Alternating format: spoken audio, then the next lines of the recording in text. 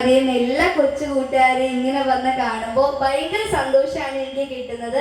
കാരണം പത്തനംതിട്ട എന്ന് പറയുമ്പോൾ എൻ്റെ വീട്ടിൽ വരുന്ന പോലെ അല്ലെങ്കിൽ എൻ്റെ അമ്മൂമ്മേനെ എൻ്റെ ആൻറ്റിമാരെ കാണുന്ന പോലെയാണ് എനിക്ക് തോന്നുന്നത്.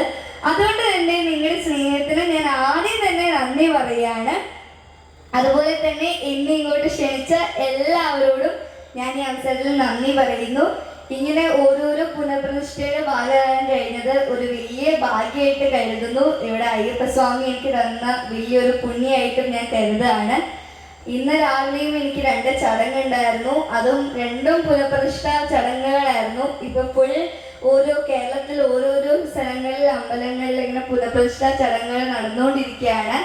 നമ്മുടെ മുന്നുണ്ടായിരുന്ന ആൾക്കാർ നമുക്ക് വേണ്ടി ഓരോ ക്ഷേത്രവും സംരക്ഷിച്ചതുപോലെ നമ്മളും അടുത്ത തലമുറയ്ക്ക് വേണ്ടി സംരക്ഷിക്കേണ്ടതാണ്. കാരണം കൊച്ചു കൂട്ടുകാർക്ക് ഇങ്ങനെ അമ്പലങ്ങളിൽ വന്ന അറിവുകൾ ഒത്തിരി നേടാൻ കഴിയും. അതിൽ ഉപയോഗിക്കാൻ പറ്റുന്ന ഒത്തിരി കാര്യങ്ങളാണ് ഇവിടെ നിന്ന് നമ്മൾ പഠിക്കുന്നത്. അപ്പം എൻ്റെ എല്ലാ കൊച്ചു കൂട്ടുകാരും എനിക്കറിയാം ഇപ്പം നിങ്ങളെല്ലാവരും ഫ്രീ ആയിട്ടാണ് ഇരിക്കുന്നത്.